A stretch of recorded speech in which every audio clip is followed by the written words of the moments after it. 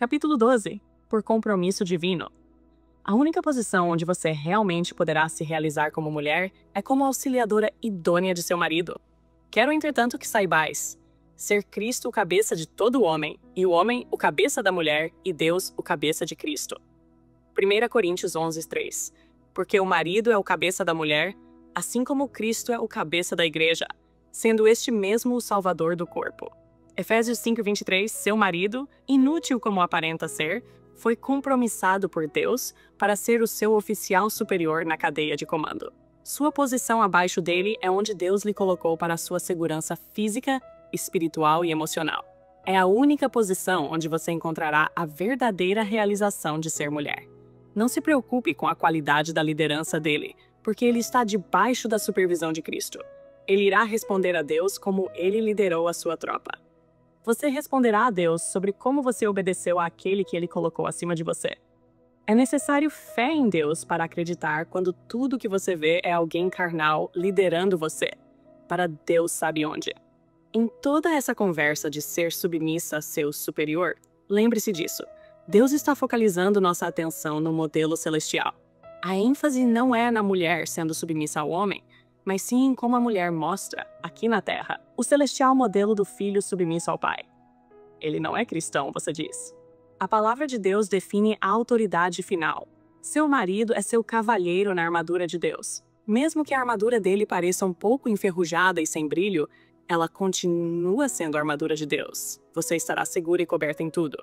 Deus nos diz para sermos auxiliadoras idôneas. Nós estamos aqui para nos submeter, obedecer e também dar reverência a nossos maridos. Ele diz também, porque nós fomos designadas para o papel de auxiliadora. 1. Nós viemos tiradas da costela do homem e criadas para eles. Nós somos parte deles.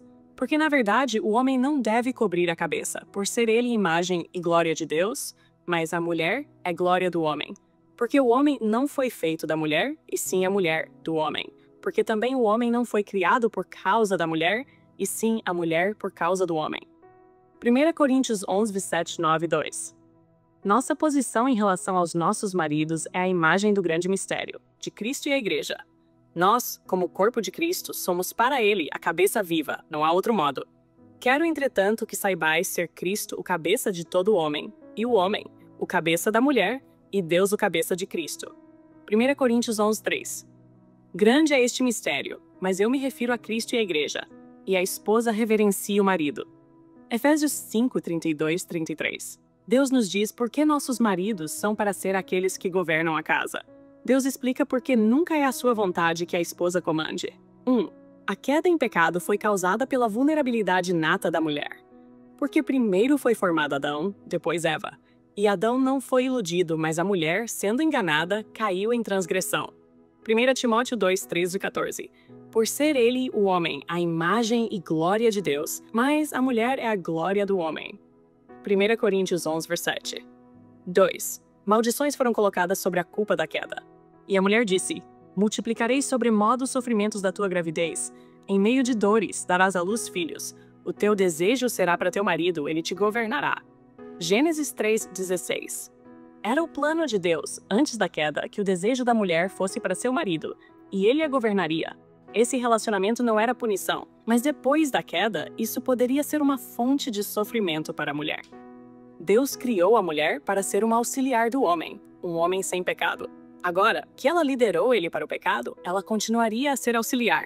Seus desejos continuariam focalizados nele e em seus objetivos, e ele continuaria governando-a como antes. Mas agora, ele é pecador, egoísta e carnal.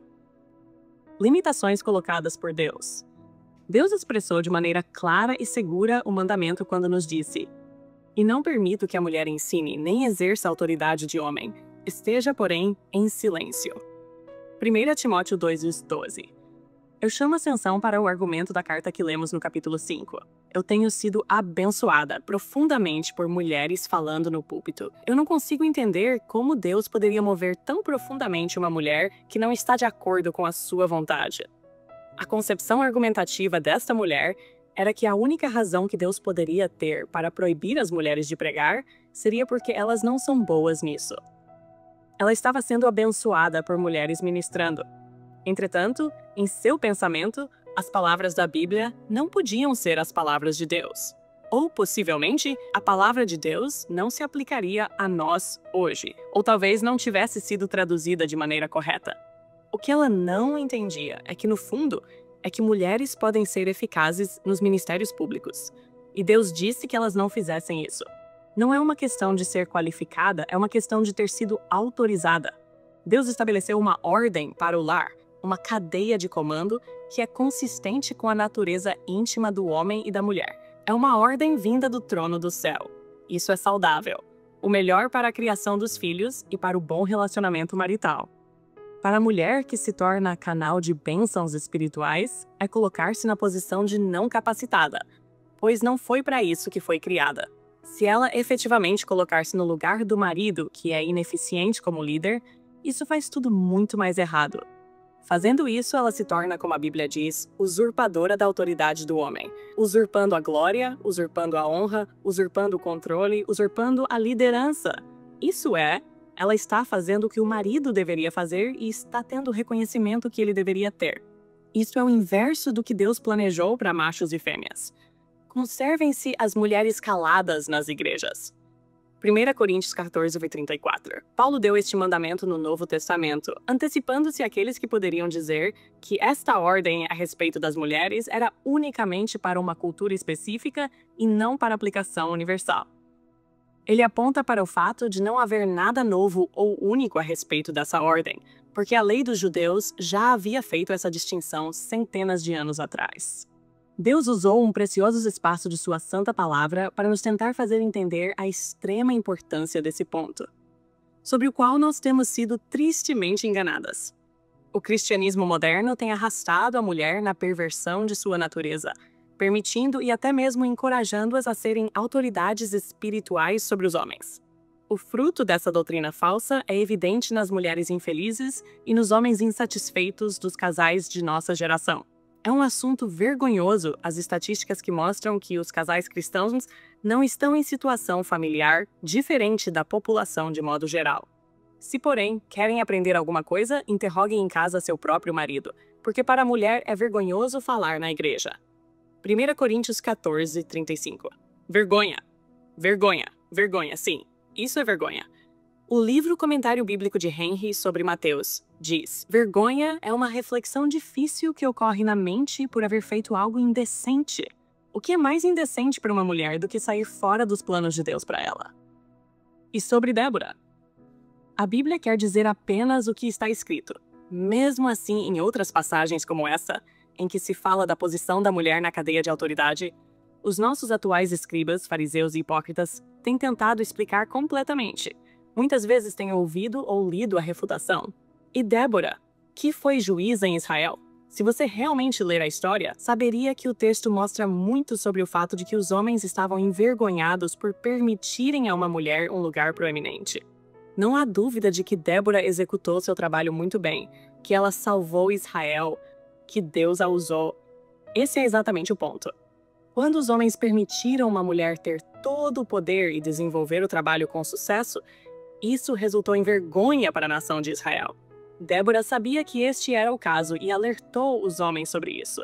Construir uma doutrina sobre essa história, enquanto ignoramos maior parte das doutrinas nas passagens sobre liderança feminina, é tão tolo quanto foi Débora liderando o exército de Israel ao invés de um homem. O argumento aqui oferecido, geralmente, para ignorar a palavra de Deus sobre o papel da mulher, é: nós podemos fazer o mesmo trabalho dos homens e até melhor. A ordenança de Deus para que a mulher não seja líder não é um mandamento de Deus baseado em ser inferior ou incapaz em relação ao homem. Isto é mandamento de Deus sobre não ser da nossa esfera de autoridade ou natureza, liderar sobre os homens, ensiná-los ou buscar um lugar de destaque junto a eles. Sim, nós somos capazes de ensinar e ensinar bem.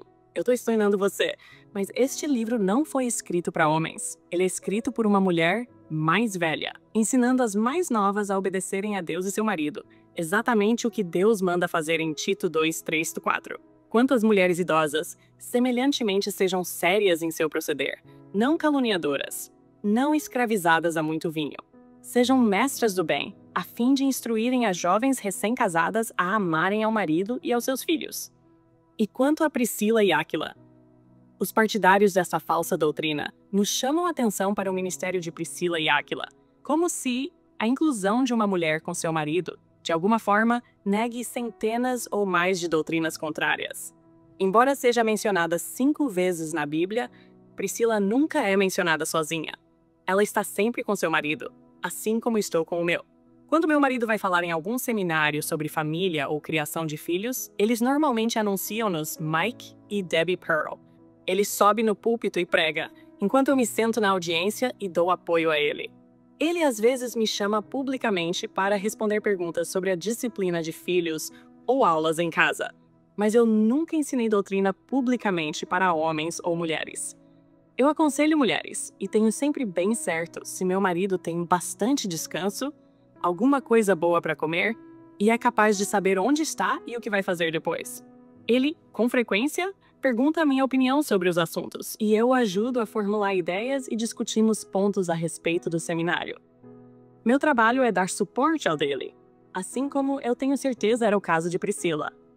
Casamento feito no céu. Então a mulher é um cidadão de segunda classe no reino? Ela é subalterna, mal paga, intimidada pela espécie masculina? Certamente que não. O que a Bíblia ensina não põe a mulher de volta na Idade da Pedra, nem vai nos transformar num bando de islâmicas que permanecem cobertas de preto em suas burcas. Se você me conhecesse, e com o tempo ao terminar esse livro você vai me conhecer, você saberia que eu sou alguma coisa muito longe de uma esposa tipo camundongo assustado. Mas eu sei que Deus ensinou a respeito das mulheres, e eu sei que para você ser feliz, realmente feliz, assim como eu tenho sido, você tem que seguir e obedecer ao que Deus diz às mulheres. Deus tem falado francamente sobre por que Ele nos fez e qual o nosso papel deve ser. Ainda, os chamados professores bíblicos de hoje põem à parte o que Deus disse e faz com que um número grande de jovens esposas leia essas passagens das Escrituras, sentindo como se Deus tivesse dito isso para insultá-las. Eu também sou mulher. Eu tenho passado minha vida aconselhando mulheres. Depois de quase 35 anos de casada, aconselhando esposas, lendo milhares e milhares de cartas e anotado minhas próprias experiências, eu tenho concluído que o que a Bíblia diz nesse sentido é rocha sólida da verdade. E funciona! Eu tenho visto também os tristes resultados do ensino que rejeita o plano traçado por Deus. Minhas conclusões são, tristemente, cientificamente corretas, que a evidência que me levou à conclusão é reproduzível. Qualquer uma pode testar e receberá o mesmo resultado. O Criador sabe melhor e o caminho dele funciona. Suas palavras são para serem levadas de maneira valorosa e, quando qualquer mulher faz o que eu tenho feito, as bênçãos são inacreditáveis. Eu tenho recebido milhares de cartas de mulheres que têm se inteirado dos milagres de Deus, abençoadas pelo simples fato de obedecerem às palavras dele sobre o nosso lugar como mulheres. Eu tenho visto lésbicas se libertarem e virem a ser esposas dignas do reino. Eu tenho visto prostitutas quebradas, drogadas e crentes rebeldes se transformando em mulheres que honram o seu homem e se transformam em capacitadas ajudadoras. Você conhece algum casal que diga que tem um casamento celestial? Eu sei que os anjos no céu param maravilhados quando veem o quanto um homem pode amar uma mulher, como ele pode se ajoelhar e chorar em pensar como ela é preciosa para ele. A razão de ele amá-la tanto é porque ela é preciosa. Ela fez por merecer a total adoração e amor dele. Ela é o que Deus pediu a mulher para ser, e o resultado é um homem que a aprecia muito mais que qualquer pessoa no mundo pode saber. Quando alguém disser a você que no grego não se lê submissão, obediência ou silêncio, pergunte a essa pessoa: como é o seu casamento? Você poderia chamá-lo de glorioso? Deus pode usar o seu casamento como um exemplo no céu de como ele deseja que Cristo e a igreja sejam? Aqueles que mudam as palavras de Deus a respeito das mulheres, serem auxiliadoras idôneas, fazem isso porque eles não sabem a maravilha de ter um casamento feito no céu. Eu tenho. Se você quer o que eu e milhares de mulheres temos, então siga o plano da maneira que Deus escreveu. Tempo de reflexão. Deus organizou a cadeia de comando, primeiro no céu e depois de novo aqui na terra. Quando você não honra esse comando, você desonra a Deus e, sem se arrepender, pode esperar para colher as verdadeiras consequências. Quero, entretanto, que saibais ser Cristo o cabeça de todo homem, e homem o cabeça da mulher, e Deus o cabeça de Cristo. 1 Coríntios 11:3. Não questione a cadeia de comando de Deus e preste atenção para não quebrar nenhum de seus preceitos. Faça um novo hábito.